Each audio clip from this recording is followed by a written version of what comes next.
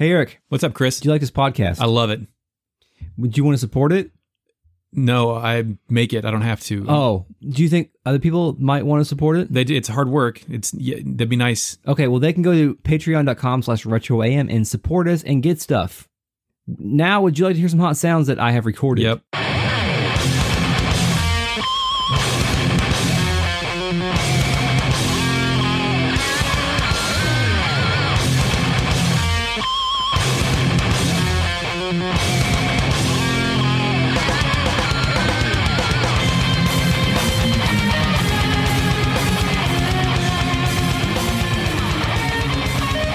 Welcome to Retrograde Amnesia, a comprehensive podcast series about Xenogears. Let's continue to recontextualize our memories and seek new truths about this video game by using this video game to talk about this video game.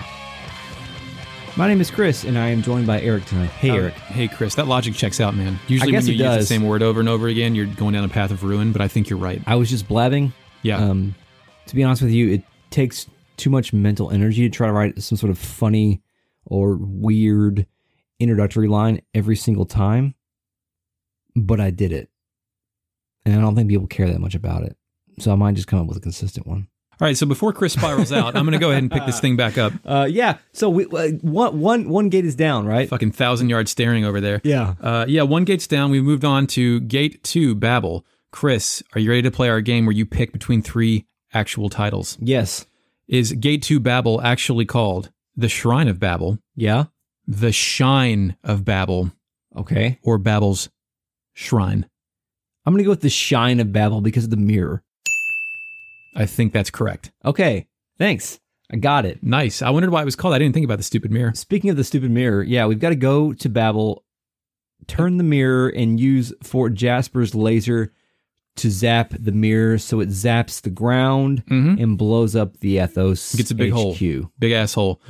So back in the day when you played this and they said we're going back to Babel, did you almost delete your save?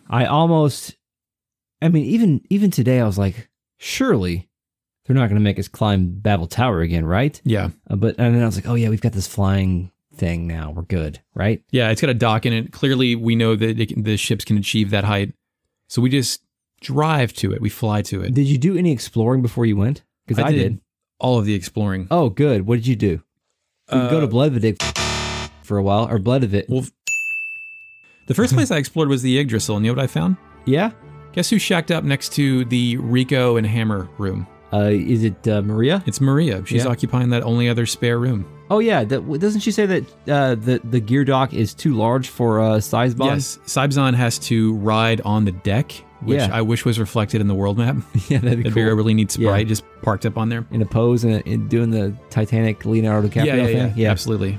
Yeah. Ellie's gear holding. Yeah. Everything else in the Yggdrasil seems the same. Nobody's really up to it. Their doctor's still afraid of heights. I'm worried about one thing here. Chu-Chu says that she is ready to fight at any time, and I fear that now that Chu-Chu is part of our party, that is all she's going to say. Oh, that her unique dialogue's been removed and it's just about fighting? Yeah. Yeah, because that's like whenever you try to talk to one of your party members, they're like, I'm ready to go. Yeah. Let's go. I think Chu-Chu's now reached that stage. Chu-Chu's no longer useful to me. I did talk to Mason. He says he has no regrets. Just in general? Yeah. Cool. Yeah. So, yeah. Thank you. That's how I like to live my life. He's still running that bar even though he's been released from servitude. Well, I acknowledge it ain't my mistakes. Let's just keep going forward, man. Speaking of mistakes, the sugary drink I'm drinking stays stuck to my tongue and lips. Wow. After I drink it. You started drinking that last week. That's right. Did you go to Dazil?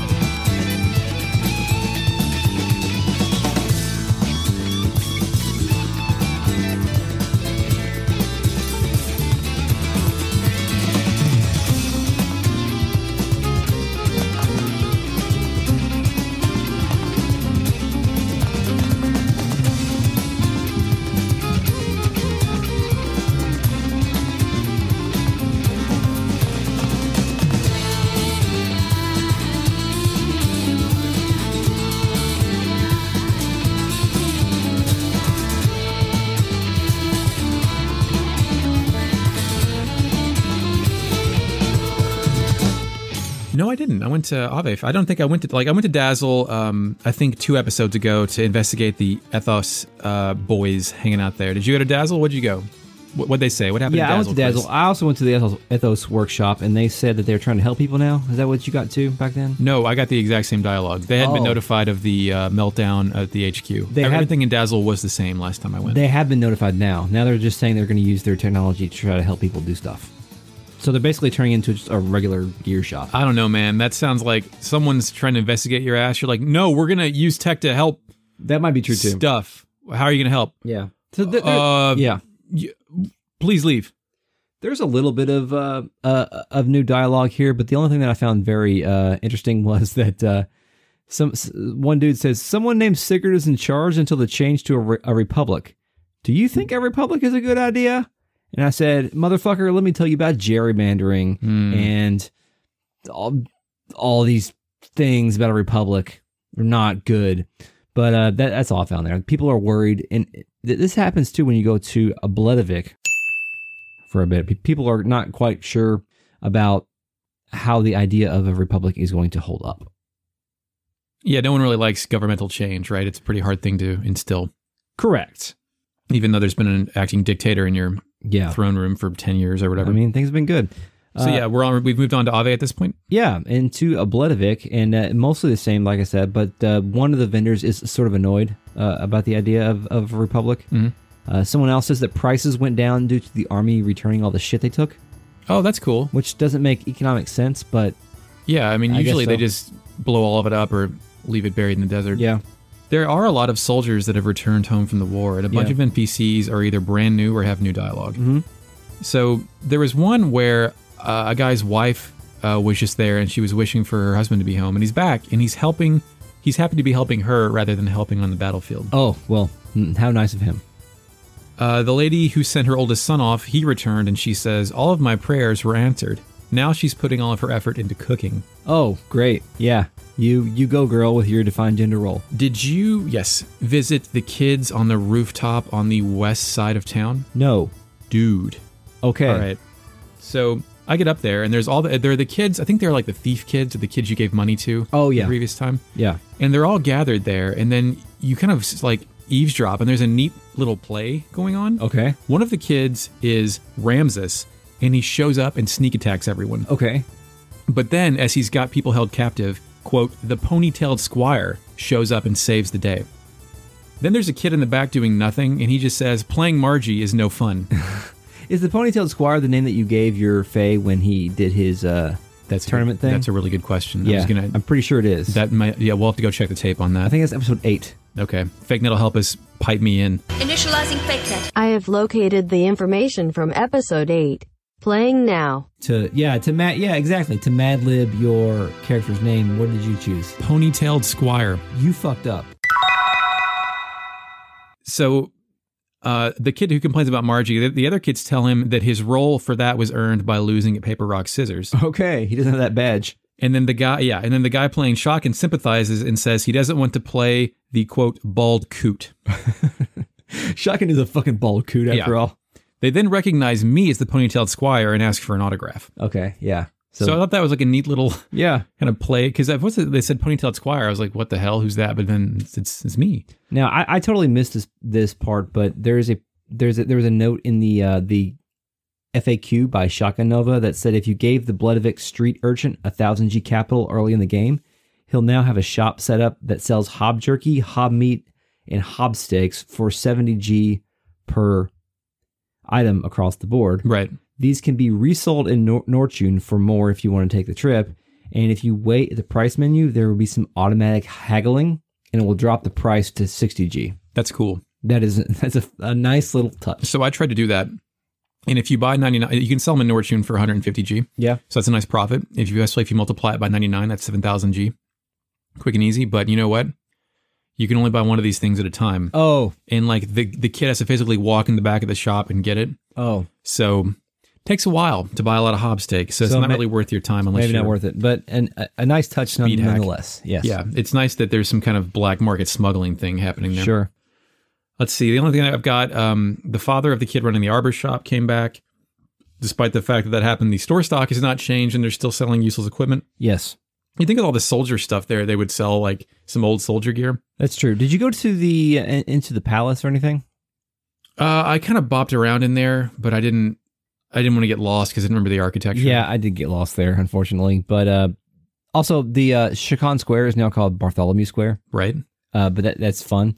But I did find one woman in the library in the palace who was worried about losing her fucking job because of the regime change. Oh, really? Yeah. Man, the people are going to suffer with redundancies, aren't they? Yeah. Do they think that Bart and Sigurd are coming here and start burning books? I don't know. There is a house at the top of the hill in Bledavik where... Bledavik. Did I just do it? Damn it. Owned. I own myself. She says, all the neighbors' kids came back, but not my son. Oh. Which, damn, lady. Shit. Also, I think I found some houses I didn't explore the first time here. Did you go to the cat house at any point? The house that's full of cats? No. It's in the top, like, left side by the gear shop. What you're telling me is we are not producing a comprehensive podcast. No, we're not. We missed some stuff. There's a returned soldier upstairs in that house, and he says he doesn't understand why all these cats happened, but resolves to live with it. Also, at the gear shop, apparently I missed an observation room where there's guys working on the Zaku gears. Oh, okay. There's like a cinematic sequence in like a waiting room where it observes them working and the camera pans around and stuff. Oh, cool.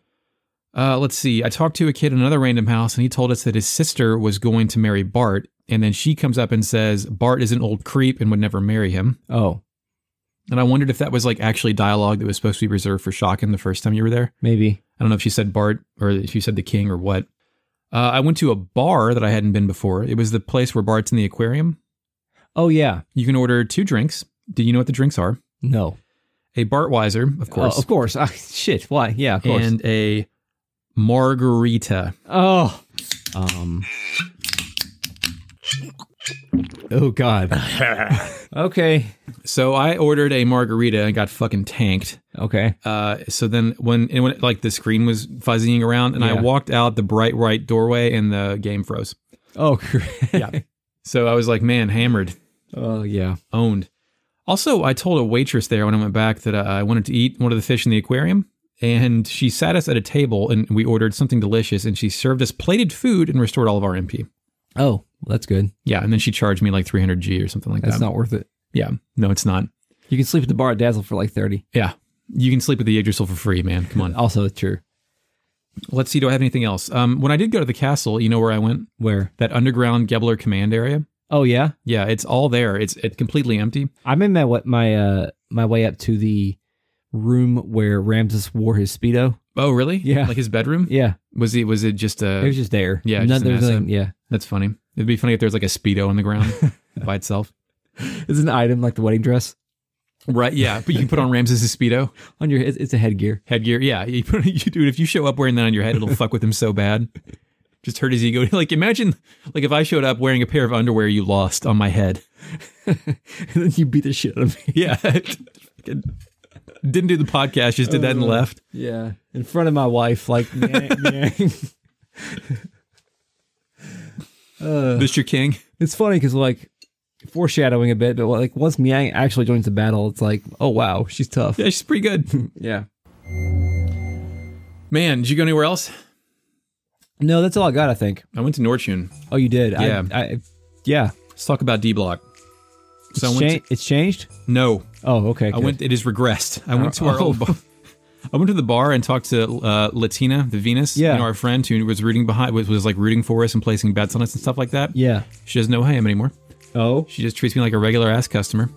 Okay. One guy in the bar. You being Faye. Me being Faye, yeah. One guy in the bar notes that Hammer is gone. And then one lady at my bunk notes that the Goliath has been stolen. Okay. Yeah, it's also been wrecked in the sea. Yeah, so my general take on this place is my legend was ephemeral and has since passed. And so is Rico's at that point too, because nobody asked. I didn't bring him with me, obviously, but nobody asked about him. It's only been like 2 months. Yeah, well, 2 months, 2 years. Who could say? Yeah. So then I went to the central building, right? The administrative building, and when I went, I approached the two guys and like, hey, wait a second, the battling champ, yes sir, you may come in. Yes, the battling champ. The battling champ, I was welcomed in. Congrats. The soldiers there seem to know that the war was over, yet they're still in a circle in the planning room looking at the Goliath hologram. Mm-hmm. I guess wondering where that thing went. The soldiers are now talking about taking on Solaris. # head on. So they know what's up. They know what Solaris is. They know how to fight it, I guess. How? I don't know. No, maybe Bard didn't even know about Solaris. Yeah, I know, but like 3 weeks ago. But he does now. So perhaps in his like decree of why the war is ending, he uses them as an official citation for like, we discovered the invisible sky country. They're the real enemies. We're gonna go after them. But that was yesterday. Why they transmitted it via me? I showed up. But remember the first time we got to Kislev, they were just now hearing about the Lahan incident. Listen. Communication lines have been opened up, all right? It's not well. Soldiers are back from the border. Information has traveled. Okay. I went to sleep at least 3 times in the Yggdrasil since then. It's been a long time. Yeah, true. HPMP restored. So I went to that room with the guy with the fucked up chair who's staring into the ceiling. Oh, yeah? And he is now talking about being at war with the, quote, real enemy. Oh, yeah? Who's the real enemy? Solaris. Oh, okay. And then I went to A block and found his exact same sprite manning the gear shop. I can't get into the Kaiser's room. The nun in A block still lets exchange characters, which is funny. And she also cites the D block Dr. Diana as her daughter. Did we know that? No. Are the rules for nuns here different than the rules for nuns in our world? I think so. Okay. I think it's like a... Well, yeah, because they have to fuck their cousins. Yeah, of course. To be kings. Right. Queens. Yeah. Because keep that bloodline pure. We can't... with the knowledge of the Fatima and Jasper eyes, I guess you really don't want to roll the dice on producing children that don't have the secret gate unlocking eyes. Yeah, I mean, it's just a robot. It's just a robot. What is? The Fatima Jasper. Well, yeah, but look what it did for us, dude. I mean, for us, we specifically needed a strong robot at that moment. So, but like, how often does that happen? Once you get the robot, you don't have to fuck your sister or cousin. Yes, Bart should have had a decree here too. That yeah. Well, but he doesn't want to make Margie cry. Bart. He may have created a republic, but he did not. I know, but Margie reads romance novels. She has an idea of what her life is supposed to be. Why take that away from her now? Right? Bart should have explicitly outlawed incest at this point in time. He didn't do it. I think you want to bring the soldiers home and then talk about the incest. Okay. Like that is day 3 or 4. That's not day 1. Like that is not a campaign promise. People like this podcast, by the way. Sure. Okay, what's next? Babel Tower. Okay, yeah, we're here. We're going to Babel Tower. We don't have to climb it, thank fucking Christ. You are welcome, my son. I don't even think you can. I wonder if you can. Because you could theoretically get back up there with... Well, the ship just drops you off, doesn't it? The ship drops you off, and I don't know if... Are you allowed to change the Yggdrasil 3 into the Yggdrasil 2 and go in the ocean? That's a good question. I don't think you can. So unless you... Well, you can probably... Oh, that's right. There's no landing zone. You have to go in the actual ocean. Yeah. So you must have to do it this way. Yeah. So you cannot even go back and get some experience points. The Yggdrasil rolls up and then kind of departs off. It flies off. It's like, oh, you're stuck here. And then as soon as they drop you off, we switch to Billy. It drops you off, but Citan tells us that he has to control the mirror if we hold off the enemy, or does it switch to Billy immediately? The Citan, Faye, Ellie party go inside the Babel Tower. And then it switches over to Billy. It immediately switches to Billy. Okay. And says that Billy's like, I'm ready to go. And then it gives you the party selection menu. Oh, to redo that party and for only Billy is required here. I see. So you could actually take Chu-Chu and Rico if you wanted to. But right. No one would want to do that. Yeah, I just subbed out Chu-Chu for Maria because I am thirsty for Sizebon. I love that gear. Yeah, when you try to upgrade your gear, Sizebon and Bart's Omni gear don't have new parts available. Yeah. Like there's still the shit better than whatever you can buy. So that suggests that they're still kind of OP. Yeah. So, but then it switches back to Babel. Okay. After Billy sort of gets ready to go. Initializing fake net. Here's the Yggdrasil dropping us off at Babel Tower, a sound effect that we captured and forgot to reference.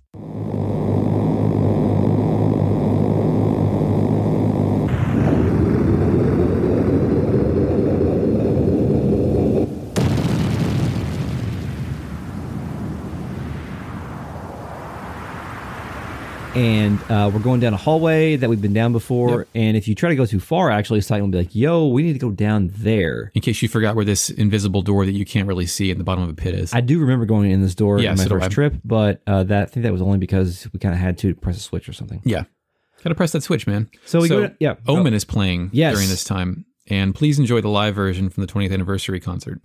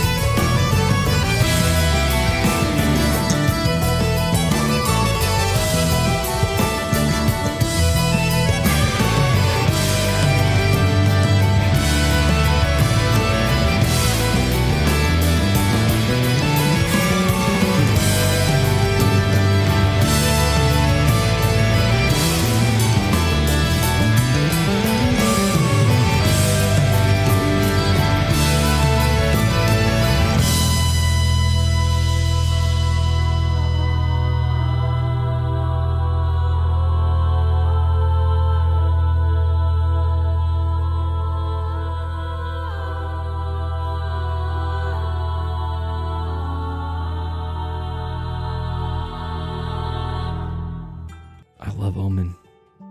Omen is the song in this game that fills me with the most dread and hope simultaneously. Yeah, I mean, it's called Omen, but I think the full title should be Ominous Foreboding. Yeah. Like, it is the most foreboding of foreboding songs in this game. Yeah, it was the perfect track for Babel Tower. If you're not going to have a specific track for Babel Tower, it's the perfect one for it. Yeah.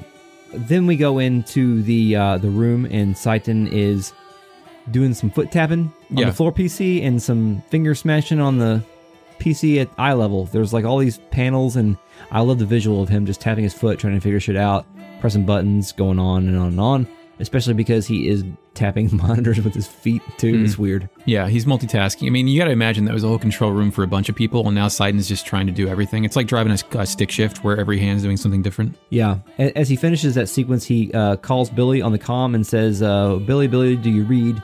But before we get a response from Billy, it cuts back to Faye and Ellie. If you brought her, I guess you have to bring her, I think, here. Yeah. And fucking Dominia is here.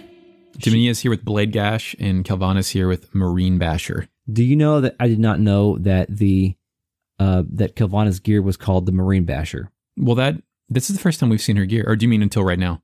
Until this moment in which you told me. Yeah, dude. Do you know why? It's a giant shark. It is a giant shark, and it's awesome. I love it. Yeah. It's no high show, but... No, absolutely. It's no high show. Subscribe to our Patreon if you want to know about high show. Mm-hmm. But, yeah. Night of Fire starts playing because the elements are still real bosses at this point in time. Yeah, they know our plans. They know what we're about to do. They have predicted our plan. They knew what we're up to. Dominia says the ancient mobile gun platform floating above Ignis and this reflector here at Babel Tower. So they know all about this shit. Yeah, the stuff that we just figured out that Satan definitely didn't know beforehand, they already know because of course they did. Kelvana says, for the commander's honor and the pride of the elements, you need to be more flexible. Which right. Doesn't make Kelvana, no, I like Kelvana because like everyone else like is amped up on drive and likes to fight, but Kelvana always kind of defers to like, well, this is our duty. Yeah, you need to just work with us here. Yeah. Just so, like, we're all in this together. It's like traffic. It's like, don't fucking cut people off in traffic because we're all in this together. Yeah. We're all trying to get to our destinations, so just be more flexible. Right. Okay, so when I wrote this down, I thought it was maybe a weird translation, but now that you are there's some enlightening. Dialogue. Yeah, you're enlightening me with Kelvana's personality, and now maybe there's some dialogue with her later too that also suggests this. So the battle starts, and I previously mentioned that I did not understand what the name of the shark gear was. Do you know why? Because you one-shotted these people. Because I one-shotted these people with my Ellie min-maxing ability. I used air rods and did 5k damage. Oh my god! And the shark gear died in one hit. Yeah, I killed it in 2 turns, but that's a little bit better. Yeah. That's pretty funny, actually. But, you know, the elements are here because they told Ramsus, stay put, we got this. Mm-hmm. So, when the battle's over this easy, did you know that there's going to be another one with the exact same people? No. When we get to that point, I thought that was a weird decision. But I think that's a pretty good kind of way to pace this battle and kind of catch you by surprise, because this hasn't happened before, like repeated battles in this game yet. I mean, this is a common trope in RPGs, but this RPG has not done this yet. Yeah, I think it's a neat mechanic, but I'm not necessarily sure if it's effective. See, I think I didn't write them down, but I think one has 4,000 hit points and one has 5,000 hit points. Yeah, it's definitely not many. It's pretty easy to win. So Marine Basher didn't attack me either, but it's a shark that swims in the air, and that's all we know about it. Yeah, it's cool. A fish swimming in the air reminds me of the Pokemon that you catch in the water, and then you take them out in the battle, and they just float in the air. So yeah, the scene cuts to Fort Jasper, right? But it cuts, but Night of Fire continues to play. Yeah. Cool. So we know the boss battle is going to continue. Yeah, this is a boss rush. Yeah, great point there, Eric. The gears are descending from the Yggdrasil onto the roof of Fort Jasper, so we don't have to go through all those dumbass hallways again. It's a neat establishing shot of kind of an outdoor environment and dropping gears on there. Everyone goes inside and starts hitting buttons. Yeah, we all sit in chairs and do elite hacks. Yes. Time to... the scene kind of cuts behind the crew, and they're all on the PCs, and there's a huge sort of USS Enterprise monitor up there, and there's big targets and a bunch of flashing UI on the screen, and it's really cool looking. Bart wonders if Satan is okay, which... I think Satan's the only person you do not have to worry about. Agreed. If Bart hasn't figured that out yet, perhaps he's not fit to be king. I don't know. Yeah, perhaps. Well, he's not king. Okay, fit to be in charge of... Is there democracy? Are there elections? I think he's like the English queen now, where he's just a figurehead. Oh, okay. Maybe, perhaps. Yeah. But he's got a whip. So yeah, Maria catches a response on the radar. Do you have Maria with you? Yes. Okay, good. and gears are heading their way. Yeah, we get some pixel zoom flybys. Yeah. It's like a puppet show. It's Tolone and Seraphita.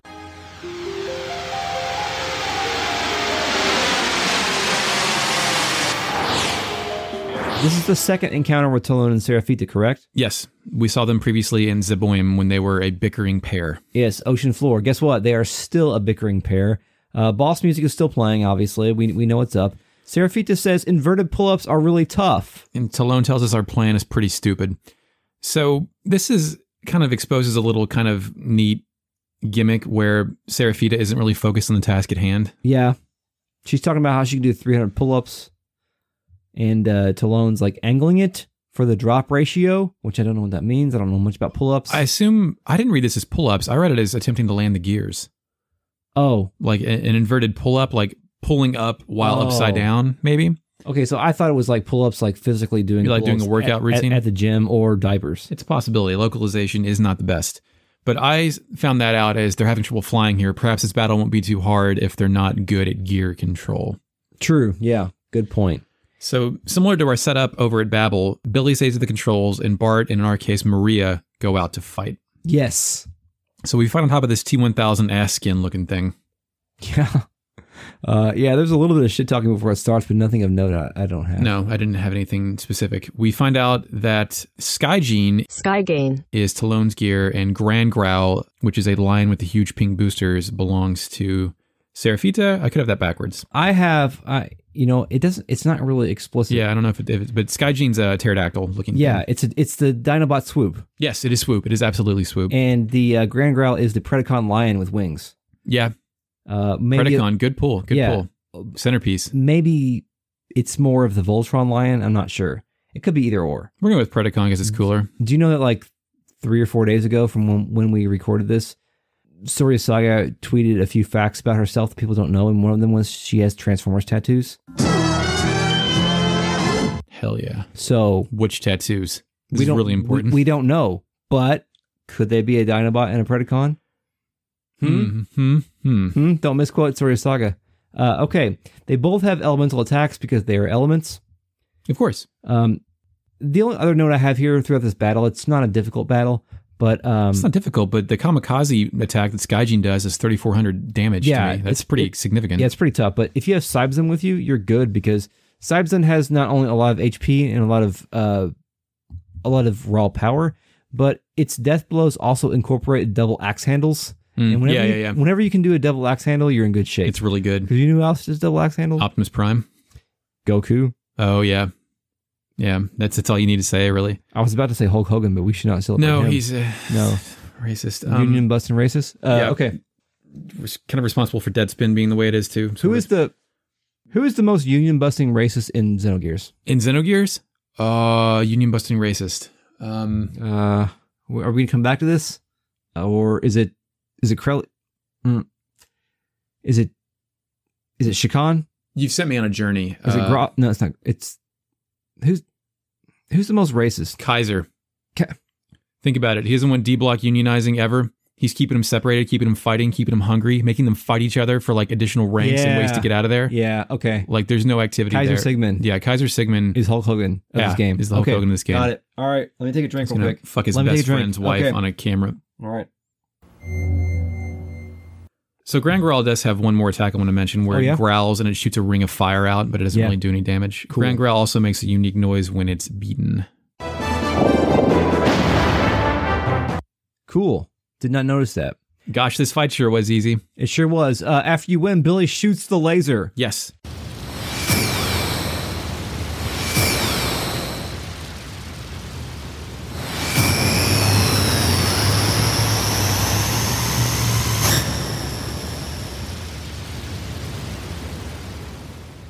I'm glad that Billy shot it this time because that means it's not going to miss, right?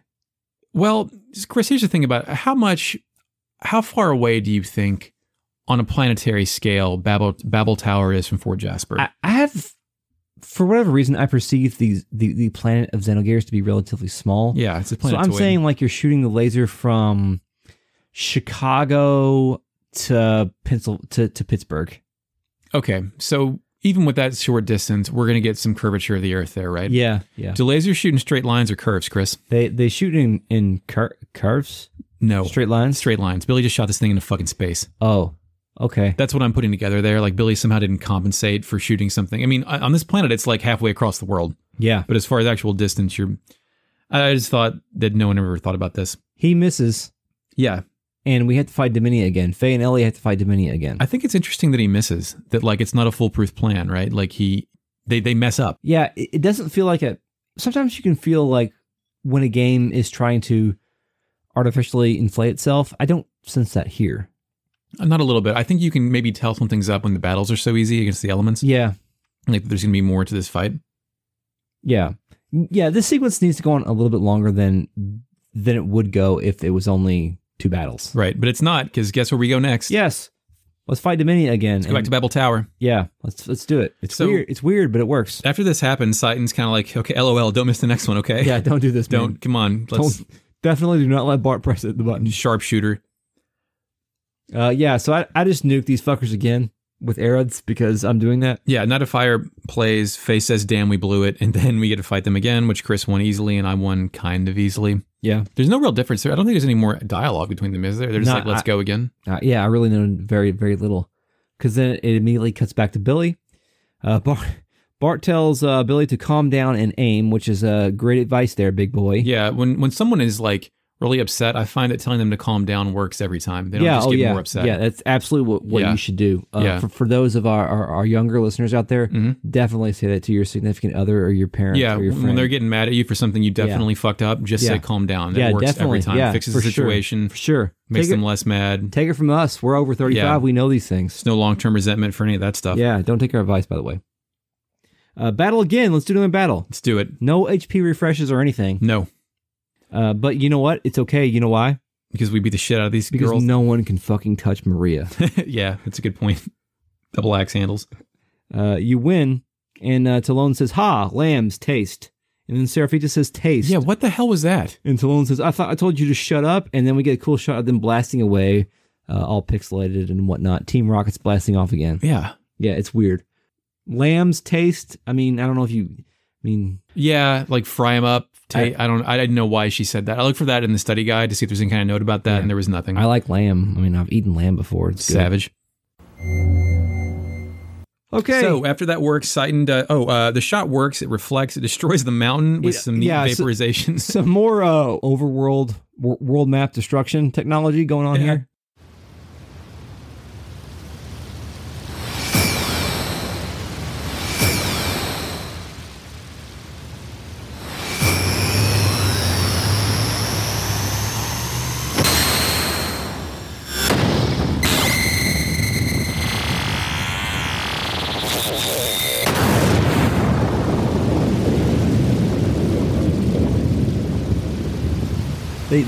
They did it great, but I mean the destruction is great, but you know what's greater is that this. I mean, I don't think this is the first time that we've seen it, but Titan sprite is cackling. Yeah, he does the he crosses. He's just got like a laughing kind of like bobblehead thing going on. Which for someone of Titan's particular personality, he isn't necessarily somebody who expresses emotion or joy at any point. Right. But he does express joy here because he likes seeing a plan come to fruition. Yeah, because this plan had a razor thin margin of success versus failure, and it was successful, and he's very happy about it. In the Xenogears remake that will never happen, like to our point of view, it just blows up a mountain, right? Like, we don't know that's the target. I think it'd be funny if they just blew up a fucking, like, altered the geography of the planet forever, and we're like, oh shit. Oh, well, it hit, but you hit the wrong... It's like when Piccolo blows up the moon. Yeah, kind of. Yeah, it's like that. There's... Man, people live there, but you were supposed to go in the ocean, Billy. Here's what it actually is. It opens a hole in the earth, and then you have to go through a 7-hour dungeon. Yeah, because you missed. That's actually a really good idea. Yeah. We should be scenario writers. We should. I just realized this, but I wrote down that Titan is expressing joy, and he's never done this before. He's happy. He says, Billy, you did it. But you're right. I've never seen Titan express joy. Yeah, it's like true. Only like concern and gentle motivation. Now that our plan has succeeded, Dominia and Kelvana are going to retreat. Kelvana says, Ellie, I don't want to be your enemy, but since our motives are different, I guess there is no choice. This is basically just a way of her saying, we are soldiers on this battlefield. Yeah. We are on opposing forces. I like you. It's Kelvana being as Kelvana. She's the only reasonable antagonist without sinister motivations in this fucking video game. She's the only reasonable person in this video game? Actually, person total, yeah. Maybe, perhaps. I just had a realization that this is the first time, like you said, we've seen Sight and experience joy, right? Mm-hmm. Is it because of the... Like, this is the most violent act we've seen so far that permanently destroyed a part of the planet. Does that make him happy that we're killing? I mean, I would like to say that because our early reading of Sighton was he is a complete sociopath. Yeah, the scale is unprecedented here. But I think now, I think what gives him the most joy is the fact that his plan had a 49.9% chance of succeeding, and that was against the odds, and it succeeded. So those numbers make him laugh. Sure, he loves numbers. Yes, indeed. So yeah, then we're back to the Yggdrasslin. Yeah, we're in the gun room, I think. Big team meeting. Let's take a map. No, let's not take a map. Let's take a look at a map. At a map, that's right, Chris. Yes, that was given to us by the Queen of Shavat. Right. I believe her name is Zephyr. Zephyr. This is a map where we take it out and we learn about triangles. Yes, let's learn about triangles. We are never explicitly told that the gates are in a equilateral triangle, but the only way for us to actually figure this shit out is if we understand ourselves as the readers of this video game that they are an equilateral triangle. Because if they were a isosceles triangle, isosceles or any other version of any other triangle, then this would not work. Right. So at some point, for some reason, this is also where they kind of suggest that Solaris has a material location. Like I always thought it was in the stratosphere or some shit. But it is projected as being a physical place on this planet that you can actually get to with relative ease. Yeah, I don't know if they were trying to steer us away from thinking that, or if that was just something that came to be later. Yeah, both Sidon and Sigurd kind of explain that they have no idea where Solaris is because they left in such a hurry, and this sounds like bullshit to me. Yes, like just bad writing. I time to look at the window. Yeah, like what? I was like, oh shit. I forgot our invisible country. Shit, I didn't even think about where it would be now. This reminds me of when I was descending on a plane to New York City a couple of weeks ago, and my wife was like, "Did you look out at the city when we were going down? Because it's crazy when you go into LaGuardia because it looks like you're going to fly straight into the Hudson River." Oh, I've done that in Osaka, yeah. And you're going to be in a Tom Hanks movie. But no, I was like, no, I was playing Xenoblade 2. I wasn't paying attention. Nice. Doing what's important, Chris. Yeah. This once in a lifetime shit. I kind of was playing Xenoblade 2 and I nodded off, and then here we were. So yeah. Yeah, Rex had to go do some diving. Sighton and Sigurd did not do that either, even though they were leaving the country that they were. So yeah, now that you say that, I guess that is possible. Yeah, you can if they're playing on their Game Boy Color. They were playing Xenoblade 2. So the gang figures out that it's underwater, but I think both potential triangulation points are underwater. Yeah, it's weird. Also, Sighton makes a weird reference about gates. Yeah. About gate travel, which is interesting here. He says that this whole situation is kind of like when the Goliath exploded and they lost all sense about where they were. Because the Goliath exploded and it had a gate. Oh yeah, there was some gate tech that it was the visitor had delivered. Yeah. So essentially, yeah, but yeah, they we're not to assume the gate sunk with the Goliath, are we? That would be cool. That may have been a better way of writing this, but that's not the case, though, I don't think. They ultimately deduced that it's not in the north and it's in the ocean based on the topography when Ellie came to the surface. Because, I mean, I think the first time Ellie came to the surface was during the Lahan incident. True, she was there. We didn't know she was there at the time, but later we found out she was part of that operation. And it was the first time she came, and she remembers coming to the surface and being around the ocean. Yeah. Basically. So that's how we make that logical deduction, which is a better deduction than a mere reflecting a laser into a place. But it works much better. So the gang now has to figure out how to go underwater. Yes, and Faye chimes in. He's like, I got this figured out, you guys. This thing we're on, it's a submarine. Yeah, right? So that confirms that our Yggdrasil, if we wanted it to, could still be in a watercraft. Could be. Not maybe mechanically. Not happening in the game, but could be. Right. But Bart then has to explain the whole water pressure thing. Yeah, Bart says it's not a bathyscaphe. Yeah. Do you know what that is? No. Well, I looked it up. Yeah? And then I forgot. Oh. So, fake net. Initializing fake net. A bathyscaphe is a free-diving, self-propelled deep-sea submersible consisting of a crew cabin similar to a bathysphere, but suspended below a float rather than from a surface cable. Don't ever take me for granted. Thank you. So the FigNet just told us bathyscapes? telepathically. A bathysphere is a thing you travel in BioShock, but it's like a one-person thing. A bathyscape, however you pronounce that, is like a multifamily submersible. Oh. Almost like a submarine, but kind of a wider berth. Yeah, shortly after that piece of dialogue, Titan says that we may be able to use the bathyscapes or gears used by the salvagers. Yeah. So, assuming that the salvagers of the Thames... Yeah, the gang remembers they're friends with the Thames crew. ...have this technology, exactly. Which they do, because, they're out in the middle of the ocean diving for shit. Both Bart and me get excited that we get to go back to the Thames. Bart, and we get to go back there again. Yeah. You love it. I'm very excited to go back and see them once again. I was going to say water pressure was the official reason why the Yggdrasil couldn't do it. It can't hold the pressure. Yeah. But we don't do that now. Instead, we get another Gazel sequence. No, yeah.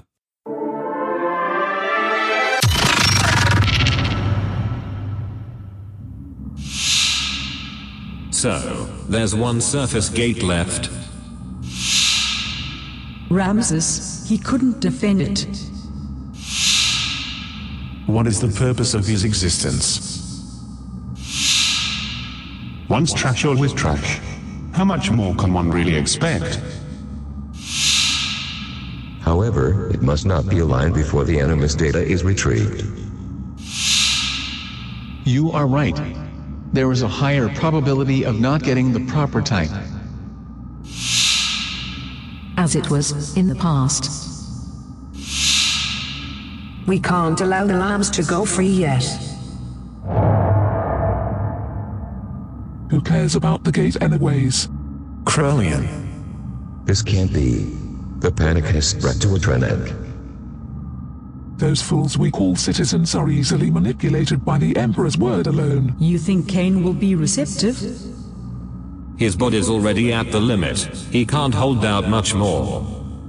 As usual, a clone may be used. Those fools won't know the difference. And even if the barrier fails, it will not be like the disaster before.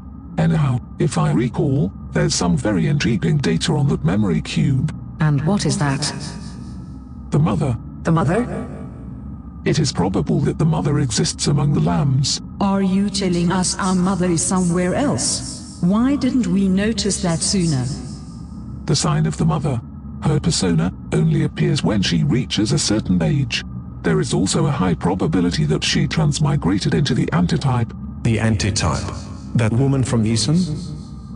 Here, I would like to use the nanotechnology product, Emeralda. What you retrieved from the Thames? Why? To be sure, as Mother says, that nanomachine colony, that artificial organism, was a creation between the contact and the antitype 4,000 years ago. The mother's memory. Yes, that is it. We can probably attain some kind of reaction, but even if we obtain no reaction, and if Emeralda is destroyed, I've already gathered all the data I need. Any loss of it will have no consequence to the plan.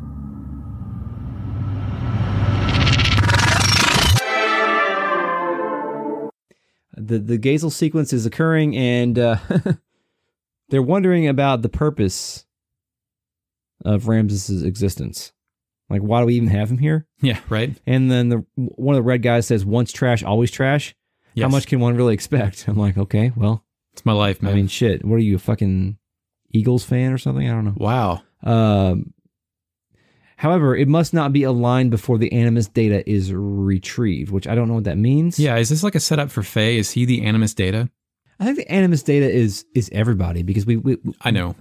They've discussed before that the Anima relics and the Animus people who are with Faye are aligning to a certain extent. So we have to have. I mean, I think we do know this explicitly, that in order for an Anima relic to activate, you have to have both the pilot and the gear combined. Yeah, something that aligns perfectly. You have to do that Evangelion sync ratio shit in order for that to happen. They also appear to be setting up someone called Emeralda, which I think is the first time we've heard her by name. Emeralda? It is, yeah. Which is the green hair nanomachine colony that Stone extracted from Zeboim. Yeah. She's set up as some kind of failsafe. Like, they've already extracted her data. Yeah, I have a lot on this. Like what they're going to use her for. They say something pretty fucking crazy. there's some crazy shit. Before we get to all that crazy shit on with Emeralda too, also there's Krillian says something about like who cares about the gates? Yeah, which is weird. Yeah, like that's already a plan that they're not. Yeah, Krillian's here, by the way. Yeah, Krillian is talking to the Gazel ministry sequence, which you just heard, by the way. Thank you, Eric, for putting it together. In the future or the past, don't know. The panic has spread to Etrenank. Yeah, Krillian says that. I thought that maybe this was the first time that we have heard the term Etrenank. What's that term mean, Chris? It is the capital city of Solaris. Oh. It is not the first time we have heard it. We actually heard it the first time I checked the script. We heard it when Sigurd was explaining the lore of Solaris to Bart way back when. Okay. Recapture Ave I don't remember that. I don't understand what type of panic has spread to the capital of Solaris. Maybe the fact that the gates are getting owned. I mean, everyone in Solaris has to be somewhat privileged and like aware of their station in this world. Yeah. So I'm sure there's like a gossip network about what the shit is happening and listening people reporting on the ground back to the spy base up home. Like there's probably some leaky ships up in Solaris. So yeah, according to the Xenogears wiki or the Xenosaga wiki or however it's worked out, Etrenank, its name appears to be a mistranslation of Eric Snack. Eric Snack. Eric Snack. No, Etremaniki. Something. The name of a ziggurat dedicated to the god Marduk in the city of Babylon in the 6th century BCE. So ziggurat from Xenosaga obviously was located to the, but I don't know. Of Marduk from Tekken. Craig Marduk. Right, of course. Exactly, yeah. Craig Marduk. The name means temple of the foundation of heaven and earth and is thought to have influenced the biblical story of the Tower of Babel. Hell yeah. Which is an interesting connection. Which this game obviously has referenced the Tower of Babel.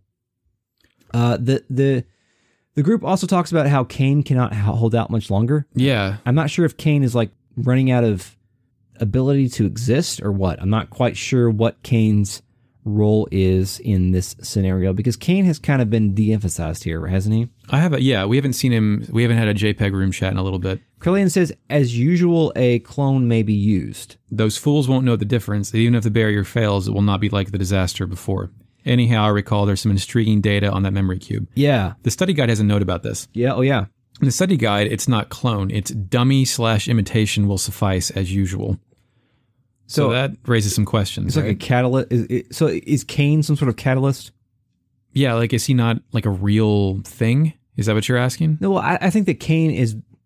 I get the impression that Cain has been around for a lot longer than regular humans. Right. Because, I mean, we know that... Look at him. We know that Krillian and Queen Zephyr and a lot of people have been alive for a lot longer because of the nanotechnology. And Cain has got this fucking mask on. So maybe he's been around even longer because he's got a huge mask on and like he no longer really... He doesn't necessarily retain a human form at this point. And perhaps he is a catalyst, but Krillian is assuring the ministry that Cain is not essential. They have a backup plan. Yeah.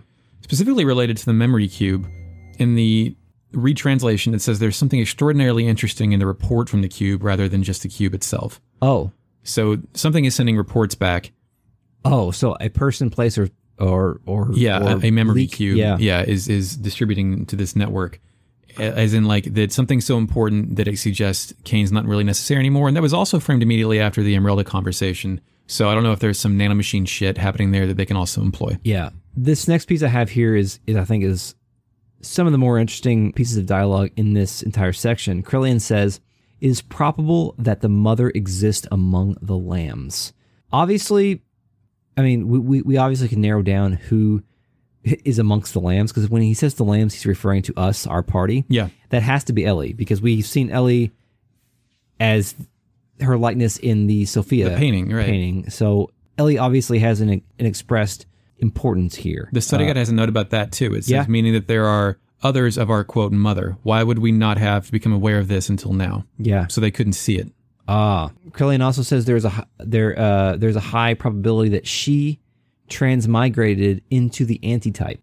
And then one of the blue guys says the antitype, that woman from Nissan. And I have a note about the translation of the word antitype. Do you have that? No. So antitype, this is the first time we've seen this term, and it's going to become an important term as we go throughout this game. But the Japanese word says counter existence. Like a shadow self type thing? I guess. I'm not quite sure, but They changed it to antitype in the localization, and both words kind of mean the same thing, but I think that counter existence sounds more... That term carries more weight, I think. Yeah. It sounds more exotic. Yeah, exactly. And then we get to the conversation about Emeralda, which you alluded to before. It's an artificial organism that was a creation between the contact, which is the first time we've heard the term contact, and the antitype 4,000 years ago. Yeah, the son of the mother only appears after reaching a certain age, and Emeralda is being used to pull a reaction from the mother. Yeah. From what we know, Emeralda seems... So let's back up a little bit. It's an artificial organism that was a creation between the contact and the antitype 4,000 years ago. Right. We know that Emeralda is perhaps a creation of the Fey scientist sprite that we saw during those crazy flashbacks. Yeah. Way back during the Zeboim. Lab coat Fey. Yes. We also saw an Ellie scientist character that during that weird flashback as well. Can we then assume that those two characters are the contact and the antitype? Most likely. I mean, that's the only evidence. I mean, the game doesn't really present a lot of red herrings. So that means that Faye and Ellie are the contact and the antitype. Probably. Because those are the exact same character portraits and sprites. And that Emeralda won't be able to tell a difference. Because they have the same genetics faces somehow. At least this is the way that they're presented to us. Yeah, absolutely. Krillion's plan is to create some sort of reaction with them. And I don't think that's like a reaction where like some shit's going to explode. But it's a reaction of like you just said, Emeralda is going to recognize them. Yeah. In support. So they let Emeralda go on purpose. Yeah. Essentially to bring this stuff out. Also, it doesn't matter that he let her go because he has what he needs from her. He has all of the data. Right. The data has been input into the spreadsheet. And at this point, Emeralda, that particular character from Krillion's perspective at least, has become disposable. Right. So, and when any bad guy releases someone who they consider disposable, of course it comes back to bite them in the ass. Yes, absolutely. Although, are we safe calling Krillin a bad guy at this point? He's a bad guy, right? Solaris is bad. The Gazel doesn't have anything good in mind. He's talking about high-level experiments. He's steering a scenario here. He's the top of all the conspiring parties. He's the most powerful, I think. Okay. I have one more note here. Maybe Groff. Yeah, maybe Groff. Yeah, I can see he's opposing them. But Groff also is more us. chaotic, though, I think. I have one more note from the study guide. When the Gazel say, we can't allow the lambs to go free yet, there's an interesting note. It says, usually lambs is rendered as ran mazu in katakana, but here it is the Japanese hitsu sachut. Fake net saying that one. Initializing fake net. Hitsujitachi. And the other word you butchered was ramazu. Perhaps to further stress that people are ignorant herds. This line seems to refer to spoiler, converting people into spoiler, the army of spoiler. Oh. Okay, thank you, spoiler. I mean, fake net, or you, Eric. Eric don't know shit. It's all me, baby. Yep. Xenogears. Study guide. Okay. .com. I have that as the end of the chapter. Do you? That's what I have. Okay, well, thank you, Eric. That's an episode. Okay. A whole one. A complete one. We did it. A gate 2. An episode. Barreling toward the finale here. No. Barreling toward the... Disc 1 finale? The gate finale. What?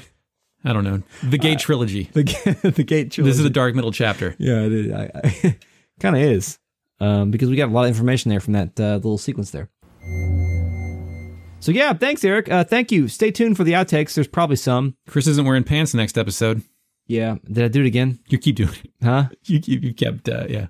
Oh, shit. It's fine. I'm just, your brain autopilots that shit off. Yeah. So yeah, stay tuned for the outtakes. Follow us on Twitter, Retrograde Amnesia Pod. Thank you, Mark. Shepherd. Support us on Patreon if you like us. And if you want to hear more of us, support us there. We're going to talk about other stuff, including other video games too, which we might be good at. We don't know. We only know that we're good at talking about Xenogears. So thank you for telling us that and feeding our egos. Email us. You got email, Eric? Retrograde Amnesia podcast @gmail.com. Subscribe to our podcast so that we know that you exist. Give us a 5-star review. That last part to Flapjaw Space Line, you just regressed 5 years. And until next time. Yes, we will kill God. Thank you. Thanks, Eric. Initializing fake net. Chris fucked up. I'll say it. Ahem. And now you may go back to sleep.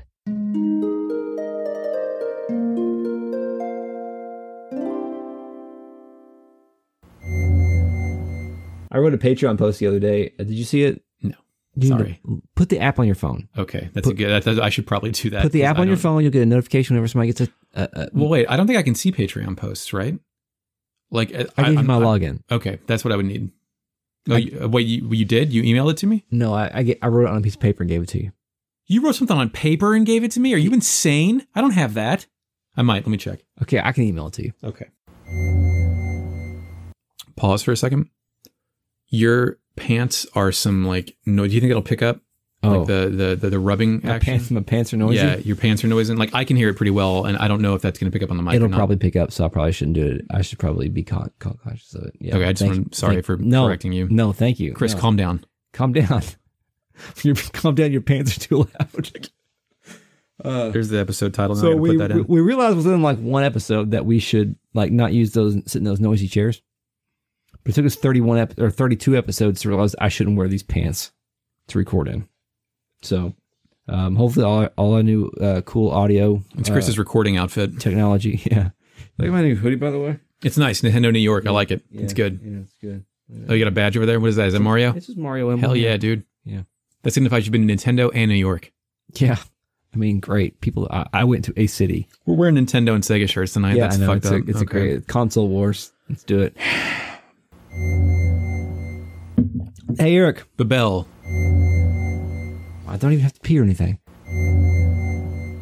Goldine. It's the water of our life. Goldine. Magikarp. You just start naming Pokemon? Do you want to talk about the Magikarp plush I bought my kid the other day? They're on clearance right now. You throw them on the floor and they flop around. That's cool. It's funny. Yeah. Is it like the Billy fish that you press and it sings a song mounted to a wall and Tony Soprano shoots it?